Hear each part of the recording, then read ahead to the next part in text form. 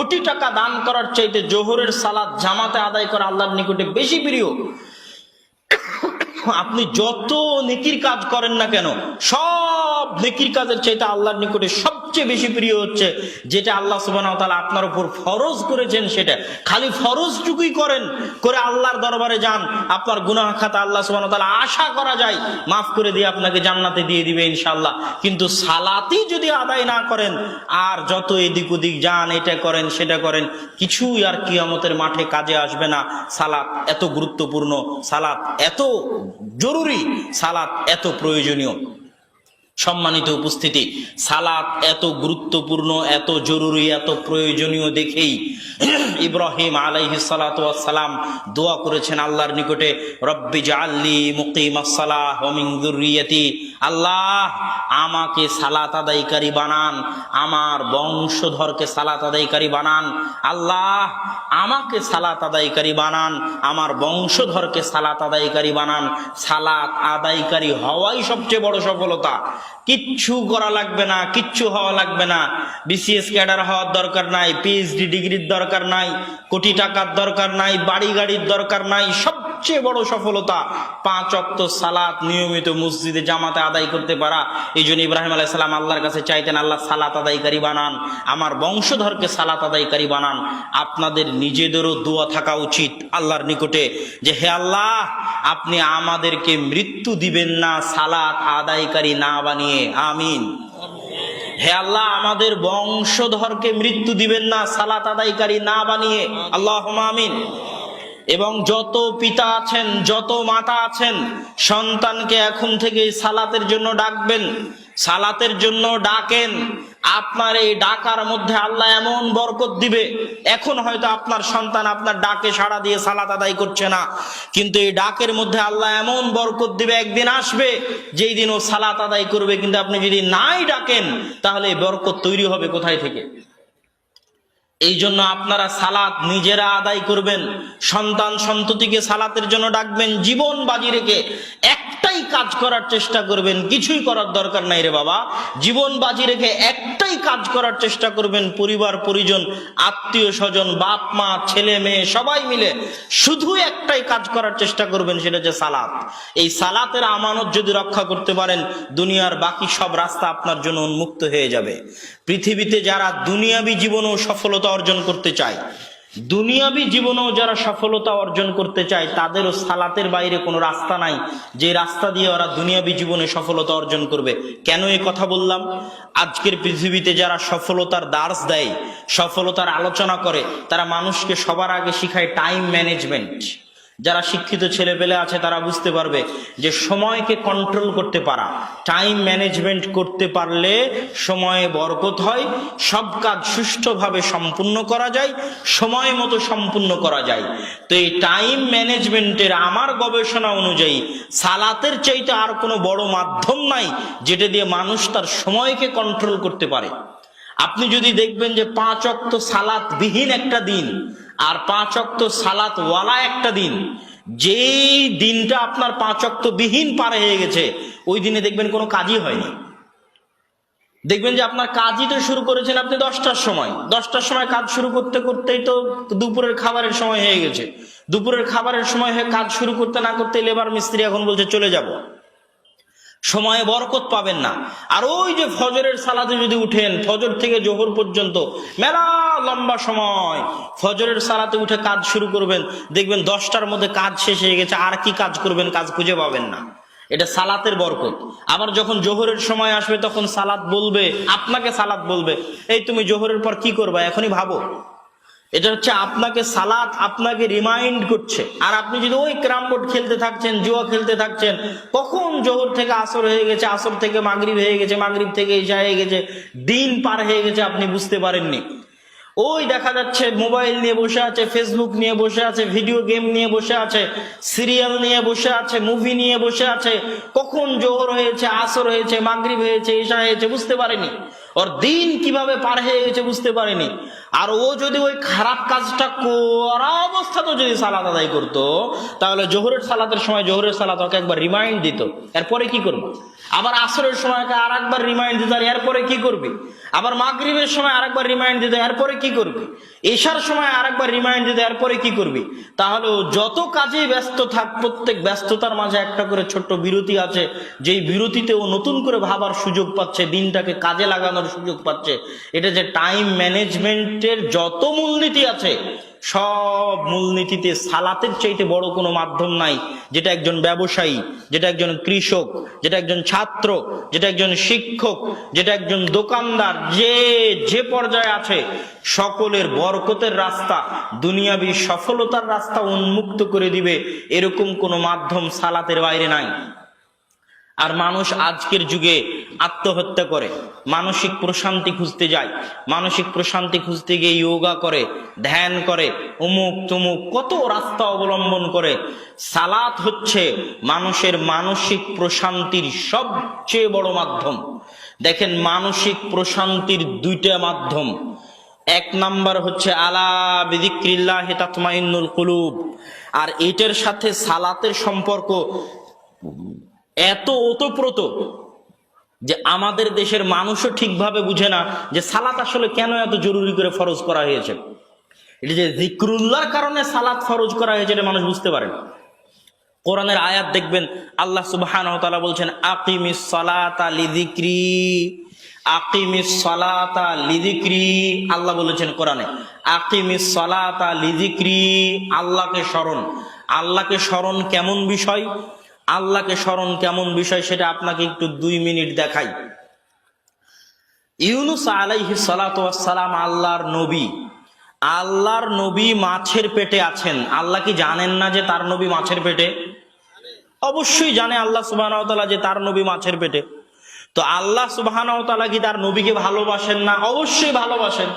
আল্লাহ সুবহানাহু ওয়া তাআলার কি তার নবীর সাথে কথা হয় না, যোগাযোগ হয় না? অবশ্যই তার সাথে কথা হয়, যোগাযোগ হয়। আল্লাহ জানেন তার নবী মাছের পেটে, আল্লাহ তার নবীকে ভালোবাসেন, আল্লাহর সাথে তার নবীর যোগাযোগ হয়, কথা হয়। তারপরও আল্লাহ বলছেন যে ইউনূস যদি মাছের পেটে আমাকে না ডাকতো, আমাকে না স্মরণ করত, তাহলে আমার নবী হওয়ার পরও, আমি এটা জানার পরও যে ইউনূস মাছের পেটে, কিয়ামত পর্যন্ত তাকে মাছের পেট থেকে বের করতাম না।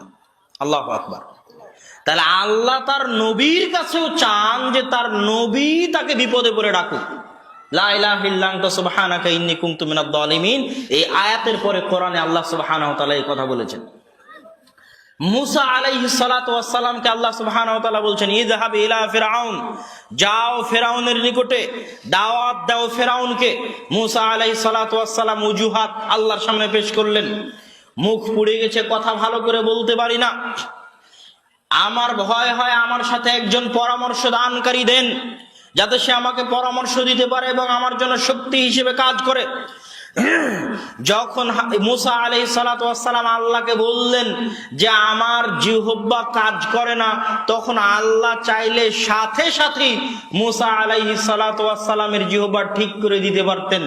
আল্লাহ জানছেন যে মুসার জিহ্বা এতদিন থেকে পুড়ে আছে, এতদিনও আল্লাহ মুসা আলাইহিস সালামের জিহ্বা ঠিক করে দেননি। যখন মুসা আলাইহিস সালাতু ওয়াস সালাম বলছেন আমার জিহ্বায় সমস্যা, তখনও আল্লাহ সুবহানাহু ওয়া তাআলা মুসা আলাইহিস সালামের জিহ্বা ঠিক করে দেননি। আল্লাহ আবার পাল্টা মুসা আলাইহিস সালামকে বলছেন, মুসা আলাইহিস সালাম জিহ্বা যদি ঠিক করতে চান তাহলে আমার কাছে দোয়া করেন, রব্বিশরাহ লি সাদরি ওয়া ইয়াসসির লি আমরি ওয়াহলুল উকদাতাম মিন লিসানি ইয়াফকাহু কওলি। যেখানে আল্লাহর সাথে নবীর রানিং কথোপকথন হচ্ছে, আল্লাহ জানছে নবীর এই সমস্যা, আল্লাহ নবীকে দাওয়াত দেওয়ার জন্য পাঠাচ্ছে, নবীও বলছে আমার এই সমস্যা, সেখানে আল্লাহ আবার পাল্টা নবীকে বলছে আমার কাছে চাইতে হবে। আল্লাহু আকবার। তো নবী যখন এবার পাল্টা আল্লাহ সুবহানাহু ওয়া তাআলার কাছে আল্লাহর শিখিয়ে দেওয়া দোয়া অনুযায়ী বলল, তখন এবার আল্লাহ সুবহানাহু ওয়া তাআলা নবীর জিহ্বা ঠিক করে দিলেন। তাহলে এইটা হচ্ছে আল্লাহ সুবহানাহু ওয়া তাআলার জিকির, আল্লাহ সুবহানাহু ওয়া তাআলার স্মরণ, আল্লাহ সুবহানাহু ওয়া তাআলার ডাক, আল্লাহ সুবহানাহু ওয়া তাআলার আহ্বান। এটা কিভাবে মানুষের অন্তরের সাথে সম্পৃক্ত, কেন মানুষের আত্মিক প্রশান্তি আল্লাহর স্মরণে নিহিত আছে? এই জন্য যে আমার এবং আপনার এই শরীর পৃথিবীতে সৃষ্টি হয়েছে, মায়ের পেটে সৃষ্টি হয়েছে, দুনিয়ার খাদ্য, দুনিয়ার রক্ত মাংস দিয়ে তৈরি হয়েছে, কিন্তু আমাদের শরীরের ভিতরে যে আত্মা আছে, এই আত্মা দুনিয়াতে তৈরি হওয়া নয়, এই আত্মা মায়ের পেটে তৈরি হওয়া নয়, এই আত্মা রক্ত মাংস দিয়ে তৈরি হওয়া নয়, এই আত্মা আল্লাহর ফেরেশতা আসমান থেকে ৪৪ দিন নিয়ে এসে রক্ত মাংসের শরীরে ফু দিয়ে প্রবেশ করিয়েছে। এটা সেই আত্মা, যে আত্মা আসমান থেকে এসেছে, দুনিয়াতে তৈরি হওয়া নয়। আর এই আত্মা সেই আত্মা, যে আত্মা আল্লাহর সামনে শপথ করেছে, আলাস্তু বিরাব্বিকুম ক্বালু বালা, আমি কি তোমাদের প্রতিপালক নই? তখন আত্মা বলেছে, হ্যাঁ আপনি আমাদের প্রতিপালক। এই জন্য যত অন্যায়, যত অত্যাচার, যত গুনাহ, সব গুনাহকে আল্লাহ বলেছেন আত্মার উপর অত্যাচার, সব গুনাহকে। আল্লাহুম্মা ইন্নী যালামতু নাফসি, এই দোয়ার অনুবাদ এটা নয় যে আল্লাহ আমি গুনাহ করেছি মাফ করে দেন। এই দোয়ার অনুবাদ হচ্ছে আল্লাহ আমার আত্মার উপর অত্যাচার করেছি আমি শয়তানের ওয়াসওয়াসায়। রব্বানা যালামনা আনফুসানা, এই আয়াতের অর্থ এটা নয় যে আল্লাহ আমি গুনাহ করেছি আমাকে মাফ করে দেন। এই আয়াতের অর্থ হচ্ছে আল্লাহ আমি আমার আত্মার উপর অত্যাচার করেছি, যে আত্মা আসমান থেকে এসেছে, দুনিয়াতে সৃষ্টি হওয়া নয়। কিন্তু দুনিয়ার এই রক্ত মাংসের শরীরে আসার পর শয়তানের প্ররোচনায় পড়ে ওই আত্মার উপর অত্যাচার করেছি। এইটা অত্যাচার। এই অত্যাচারিত আত্মা কাঁদে, এই অত্যাচারিত আত্মা কষ্টে থাকে, এই অত্যাচারিত আত্মা হতবিহ্বল থাকে, এই অত্যাচারিত আত্মা হতাশাগ্রস্ত থাকে, বিষাদগ্রস্ত থাকে। আপনি পাল্টা প্রশ্ন করবেন, কই আব্দুল্লাহ ভাই, আমি তো বুঝতে পারি না, যে আমি তো নামাজ কালামও পড়ি না, আমি তো মদ জুয়া আড্ডা সব খেলি, কই আমার আত্মার উপর যে অত্যাচার হচ্ছে এটা তো আমি বুঝতে পারি না। আমি আপনাকে পাল্টা বলবো, আপনার আত্মার উপর যে আপনি অত্যাচার করছেন এটা বুঝার জন্য আপনি কোনোদিন সময় দিতে পারেননি। কেন সময় দিতে পারেননি? আবার কোরআনের আয়াত থেকে সমাধান নেই। আল্লাহ সুবহানাহু ওয়া তাআলা কোরআনের আয়াতে বলেছেন, আলহাকুমুত তাকাসুর হাত্তা যুরতুমুল মাকাবির, পারস্পরিক ধন সম্পদের প্রতিযোগিতা তোমাদেরকে ভুলিয়ে রেখেছে।